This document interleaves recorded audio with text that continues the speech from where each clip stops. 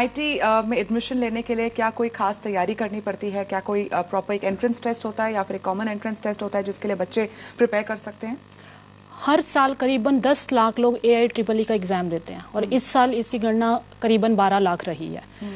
तो बच्चे 12 ये AIEEE का एग्ज़ाम देते हैं, उसके बाद वो अपनी चॉइसेस भरते हैं कि उनको किस क्षेत्र में अपना एक्सपर्टीज़ पाना चाहते हैं वो, तो उसके अकॉर्डिंगली उनका एडमिशन होता है और वो उसमें अपना अब उस क्षेत्र में अपना स्किल्स वो दिखाते हैं। और इसकी हमेशा ये कहा जाता है कि इसके लिए कोचिंग लेनी पड़ती है, बच्चों को बहुत पढ़ना पड़ता है, जो स्कूल में पढ़ाई होती है शायद वो काफ़ी नहीं होती है, तो अब सच्चाई क्या यही है? तो AIEEE के एग्ज़ाम से तो इंजीनियरिंग का एडमिशन होता है, लेकिन मेरा ये मानना है कि कोई भी बच्चा जो क्लास 10 पास कर चुका है, जो मैथ, साइंस, इंग्लिश क्लास 10 तक के लेवल तक पढ़ चुके हैं, मेरे हिसाब से वो IT के करियर उस बेसिस पे शुरू कर सकते हैं। और ज़्यादातर अब स्कूलों में भी इंट्रोड्यूस कर दिया है कंप्यूटर्स, बच्चे लिटरली नर्सरी से सीख रहे हैं, लेकिन मेन जो एम्फेसिस है वो क्लास 8-9 से शुरू होता है। और हमारा तो यही मानना है कि IT एक लाइफ स्किल है और सभी बच्चों को उस पे एम्फेसिस देना ज़रूरी है, चाहे अल्टीमेटली वो कॉमर्स करें या आर्ट्स करें या साइंस करें, लेकिन किसी भी तरीके की यदि आज आप देखें जॉब, तो उसमें IT एक इंटीग्रल पार्ट है।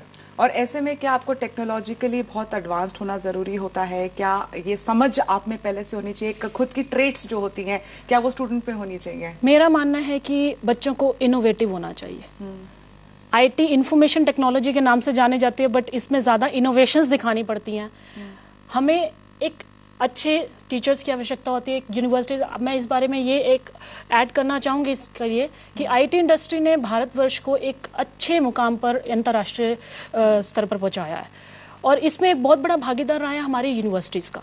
करीबन 113 यूनिवर्सिटीज़ हैं इंडिया में और करीबन 2000 कॉलेजेस हैं जो कि इतने लार्ज स्केल पर इंजीनियर्स प्रोड्यूस करते हैं और वो इंजीनियर्स IT इंडस्ट्री में रिक्रूट होते हैं। तो हमारा मानना है कि हमारे को प्रोडक्ट इंजीनियर्स ज़्यादा बनाने चाहिए बजाय कि एप्लीकेशन इंजीनियर्स। अगर हम सर्वे को देखें तो अराउंड 4% ऐसे बच्चे हैं जो प्रोडक्ट इंजीनियर्स बन सकते हैं। बाकी हमारे को उनको ऐसी स्किल्स देनी चाहिए, हमारे पढ़ाने का तरीका कुछ ऐसा होना चाहिए कि उसमें उनको इंटरेस्ट आए। लेकिन जैसे एजुकेशन सिस्टम है उदय जी हमारे देश में, पहले ये था कि डॉक्टर बनो, इंजीनियर बनो, नहीं तो अगर आप कुछ और किसी और फील्ड में जाते थे तो शायद माँ बाप से इजाज़त भी नहीं मिलती थी। लेकिन अब बच्चे बहुत एक्सप्लोर करना शुरू कर रहे हैं, तो क्या IT में भी ऐसे स्कोप्स हैं कि आप सिर्फ एक कंप्यूटर इंजीनियर बन सकते हैं या मैकेनिकल इंजीनियर, या फिर अब उसका भी जो हेमिस्फीयर है वो और ब्रॉड हो चुका है और वाइड हो चुका है? बिल्कुल। आप देखिए पिछले 10 सालों में animation, gaming, visual effects, broadcast media, ये एक नई फील्ड इमर्ज हुई है। ऑलरेडी करीब 2000 करोड़ की इंडस्ट्री है इंडिया में। सर्विसेज देखिए आप, चाहे फाइनेंशियल अकाउंटिंग सिस्टम्स हैं, ERP सिस्टम्स हैं, एनालिटिक्स बड़ी इंटरेस्टिंग और नई फील्ड है कि आप किसी भी तरीके का लार्ज अमाउंट्स ऑफ डेटा को एनालाइज करिए, उससे कंज्यूमर इंसाइट्स बताइए, और चाहे आप सेल्स में हैं चाहे मार्केटिंग में। लेकिन ऐसे में क्या आपकी पढ़ाई वही रहती है? क्या कोई बेसिक कोर्स रहता है, फिर आप स्पेशलाइज करते हैं अपने लास्ट ईयर में, या फिर शुरू से ही आपको उस प्रोग्राम में ट्रेन किया जाता है? कुछ चीज़ें तो बेसिक्स हैं, जैसे एक प्रोग्रामिंग लैंग्वेज या डेटाबेस या पर्सनल कंप्यूटिंग टूल्स, जैसे ऑफिस टूल्स हैं, वो तो सब लोगों को जानना ज़रूरी है।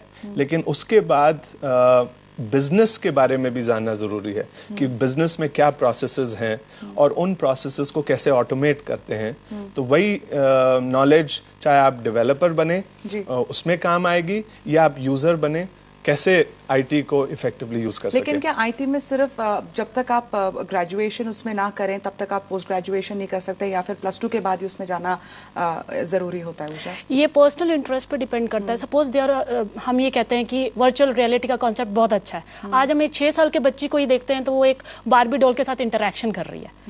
एक हम ऑगमेंट रियलिटी का केस देखते हैं, हम देखते हैं कि यूनिवर्सल हेल्थ केयर सिस्टम जो है वो हेल्थ केयर सेक्टर में एक ड्रीम है इंडिया के लिए। there are lot of fields wherein we can apply IT, and it is the personal interest of a student, be it after schools or be it after college. Say for example, there is a company called Zoho.com. It is a Chennai based company. So they are hiring students of school students. After schooling, they train the students, and most of their recruiters are from their service sector. Their workforce is from those schools.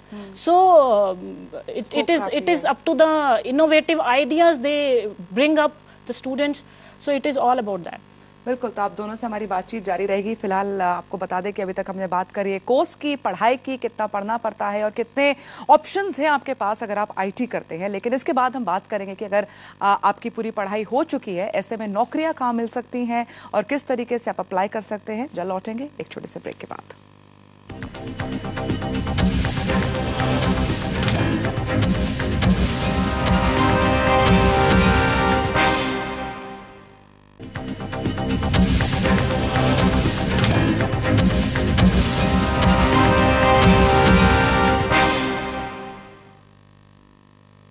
आप देख रहे हैं campus calling और आज हम बात कर रहे हैं आईटी की। ब्रेक से पहले हमने आपको बताया कि आईटी के साथ आपके पास क्या अलग अलग ऑप्शंस हैं और किस तरीके से आप इन यूनिवर्सिटीज में एडमिशन पा सकते हैं। लेकिन अब बात करेंगे कि आगे जॉब अपॉर्चुनिटीज किस तरीके की हैं। हमारे साथ खास मेहमान लगातार स्टूडियो में बने हुए हैं।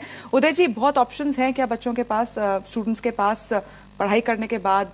क्या कैंपस प्लेसमेंट्स होती हैं ज्यादातर या फिर खुद नौकरी ढूंढनी पड़ती है? ऐसे में दोनों होती हैं, कैंपस प्लेसमेंट्स भी होती हैं और कई बच्चे अपनी फॉर्मल एजुकेशन के साथ साथ और भी प्रोग्राम्स और ऑप्शंस परस्यू करते हैं और खुद अप्लाई करते हैं, जॉब पोर्टल्स के थ्रू अप्लाई करते हैं।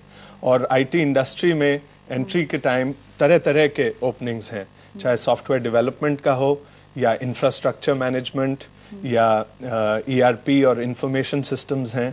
तो एंट्री लेवल पे 20 साल पहले मुश्किल से 1 या 2 टाइप के रोल होते थे, लेकिन आजकल 10-12 अलग अलग टाइप के रोल हैं। जिस टाइप का इंटरेस्ट हो स्टूडेंट को, उसी हिसाब से फिर नौकरी ढूंढी जा सकती है। क्या उषा बहुत वेल पेइंग है, अच्छी सैलरीज मिलती हैं? मैं बिल्कुल सहमत हूँ जो सर ने कहा। इसके अलावा हम जहाँ तक सैलरी की बात करें कि बहुत बार ऐसा होता है कि शुरुआत में ही हम बच्चों के दिमाग में ये बीज अंकुरित कर देते हैं कि उनको उनके इंटेलेक्ट के हिसाब से सैलरी मिलेगी।